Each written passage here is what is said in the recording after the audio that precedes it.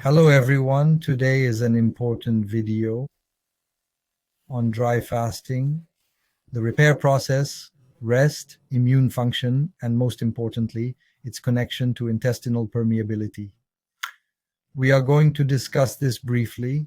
These are general concepts, not specific clinical details, but we will grasp a little bit how having a porous, permeable intestine all the time, that we overload the gut with excesses, with unsuitable foods, with food overloads, constant assaults. We observe that it leads to a huge number of health issues, and autoimmune diseases will begin to develop.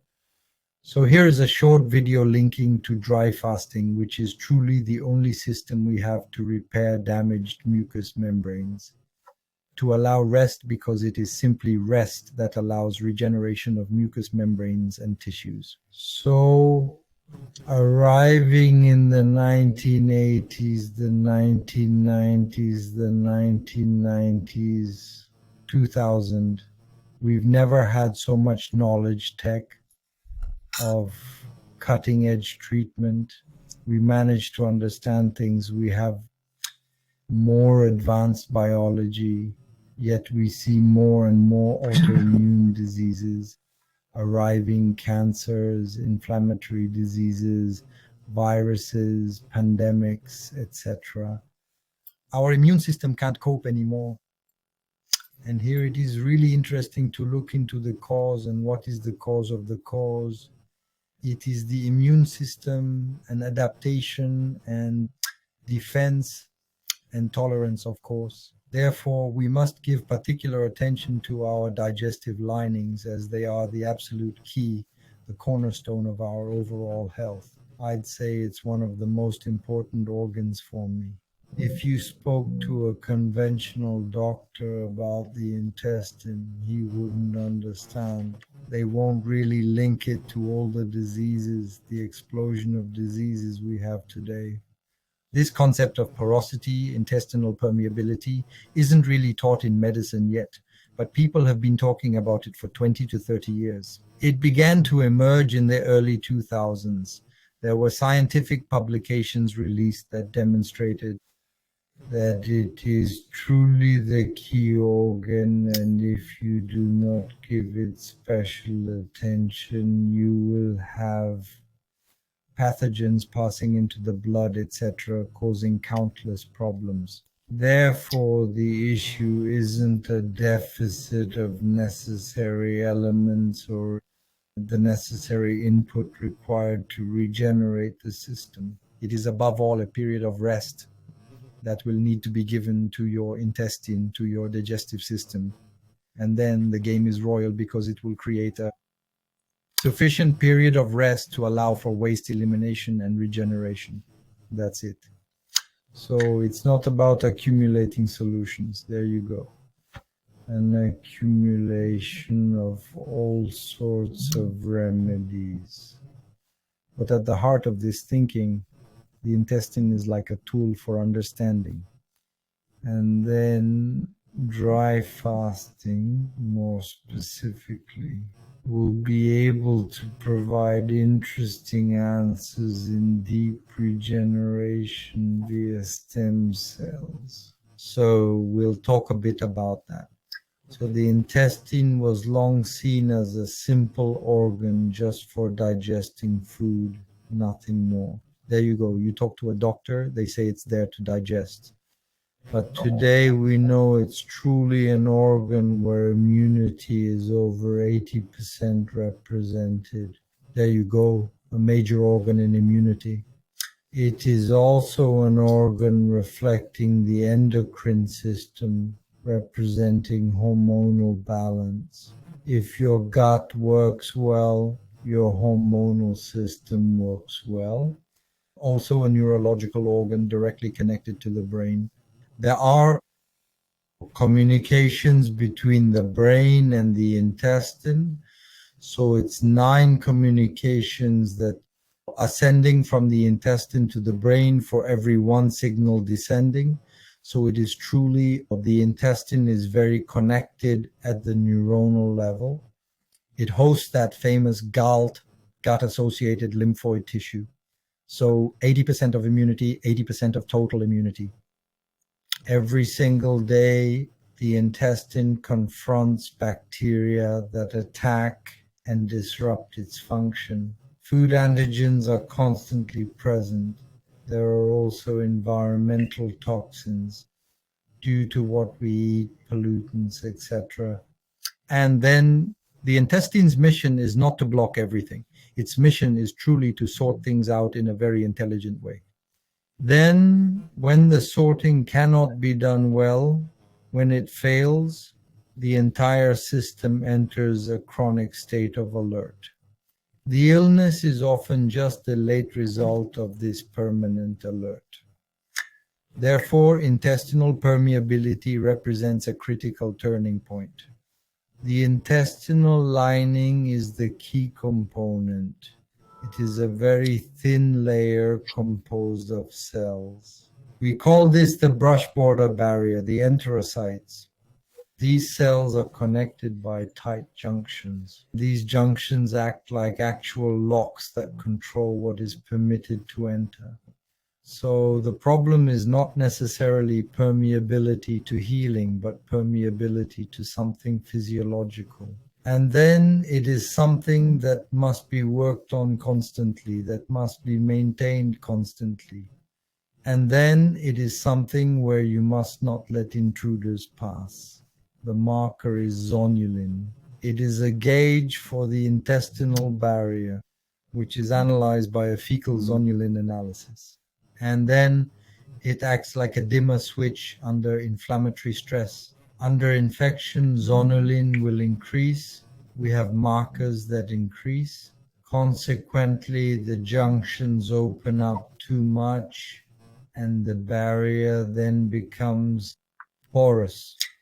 Furthermore, we have food proteins that are not fully broken down, possibly due to a deficiency in chewing. We might simply allow undigested proteins passing into the blood, bacterial fragments, toxins that enter the circulatory system, and that's it. This well-known phenomenon is scientifically validated by many studies to create all the diseases we know today: cancers, immune illnesses, chronic inflammation, metabolic diseases, diabetes, hypertension, and so on. Today's civilization disorders, emerging neurodegenerative issues, that is well known. Alzheimer's, Parkinson's, they are going to attack the brain.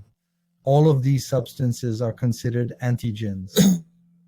Fecal zonulin is a marker that can be requested. So if you have a therapist who understands this, it is testable in a lab. There you go. And then you also have the inflammatory sparks. So these are the famous LPS, lipopolysaccharide binding proteins, the LBP, it's the LBP test. Polysaccharides, so they are the LPS. These are fragments of the membrane of intestinal bacteria. They are not dangerous in themselves when they remain in the intestine. However, once they cross into the bloodstream, they transform into potent immune system activators. They proceed to stimulate those well-known toll-like receptor 4 receptors, which genuinely provoke the production of cytokines, pro-inflammatory. So it is not an infection, it is a silent low-grade inflammation. So we can also request the target penetration sphere, a marker of low-grade inflammation that is always interesting to those to signal to see if really these insidious inflammations, we can already see the beginnings of an autoimmune disease. Thus, this low-grade endotoxemia will generate, through a synergistic effect, insulin resistance, will create chronic fatigue, will cause diffuse body pain, progressive autoimmune dysregulations, etc. Moreover, the immune system is not deficient. Rather, it is under constant assault. Consequently, when we provide excessive stimuli, too many foods that are incompatible, or frequent snacking, etc., these are things we can no longer tolerate. There, it's the beginning of the end. The problems are starting to begin. Therefore, intestinal permeability is currently a central phenomenon. It is number one in any management approach. If we don't look at that, we miss everything, in fact. And when you ask for a checkup from a doctor, they will never look at that. He will see everything except that, in fact. So knowing if we have a leaky gut is the key to health. So I have been doing iridology for years, for about 20 years. Bioresonance, we have a precision. We also have the GDV camera, which gives us precision on the state of the mucous membranes. So that is what I look at first. The state of the mucous membranes and the liver are the areas that interest me most because we see where the person is in their immunity. If there are antigens passing into the bloodstream, for me, that organ is truly a key indicator. So when the defense is exhausted, it is the beginning of the end. We also have the innate immunity that will act. We have two types of immunity, innate and acquired. And then these systems were designed for threats that are occasional. So we manage when we have episodic frailties or weaknesses. The immune system is capable of overcoming them, but it cannot cope with a daily assault. That is why someone who eats gluten every day cannot handle gluten. It will generate a certain number of problems if it is repeated every day. When the intestine lets too many danger signals pass, the immunity stays activated all the time. Tolerance decreases, the body ends up attacking its own tissues. So this is what we call autoimmune diseases. It is frequently a desperate measure of self-protection. Therefore, digestive rest is crucial. It is the key.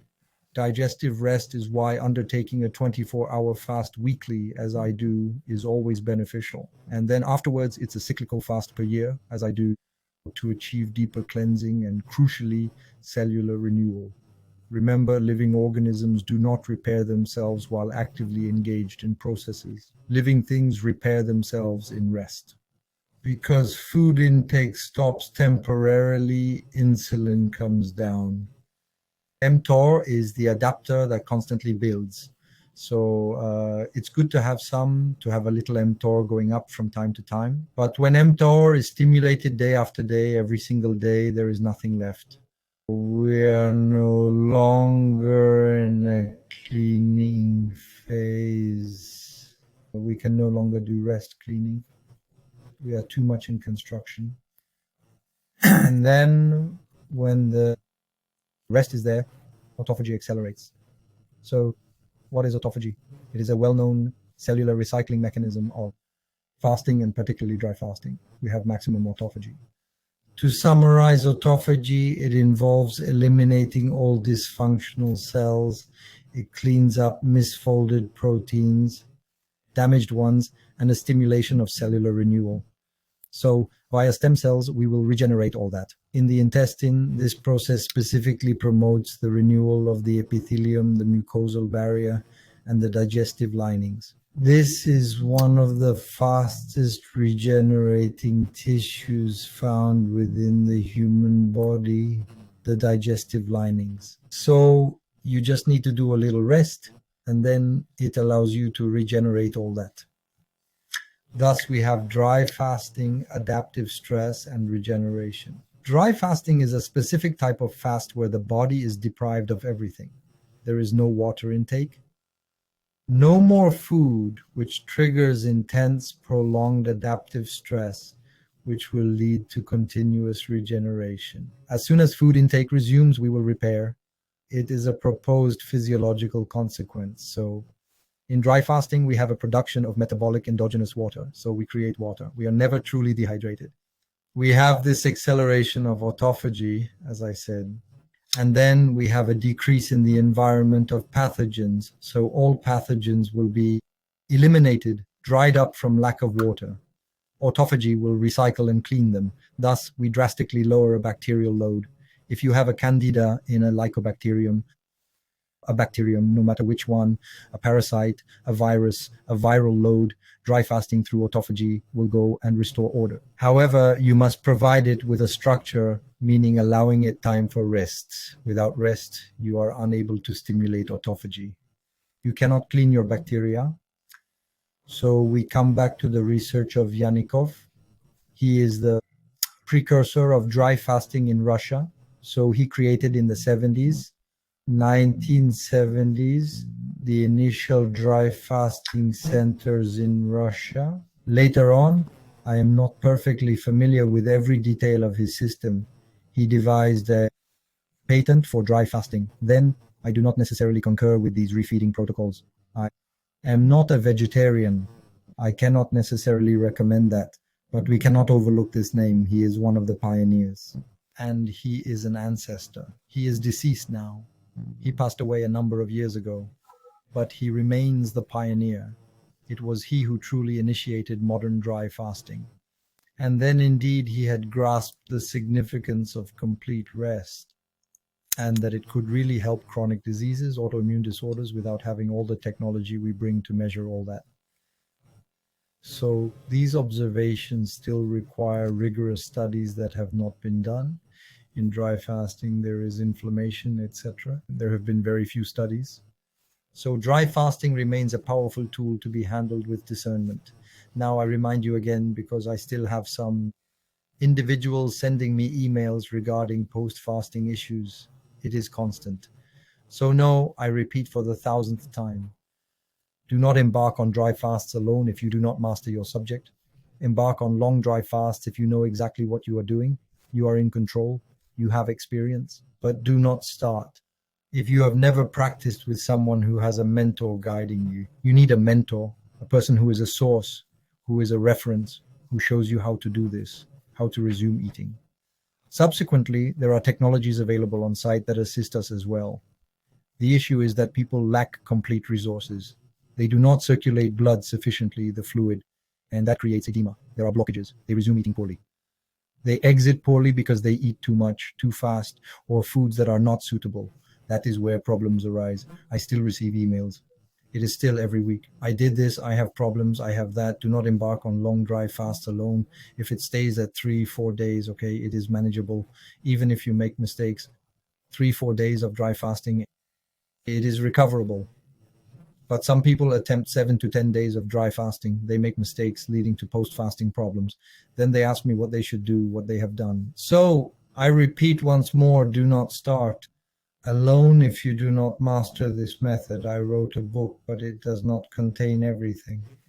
You cannot grasp it fully from a book. Truly, mentorship means either you join us or you go with someone who has experience in dry fasting and knows how to execute it. Then some people attend once and we never see them again. They grasped it.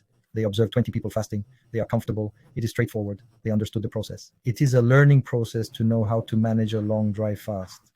And it is also a confidence boost.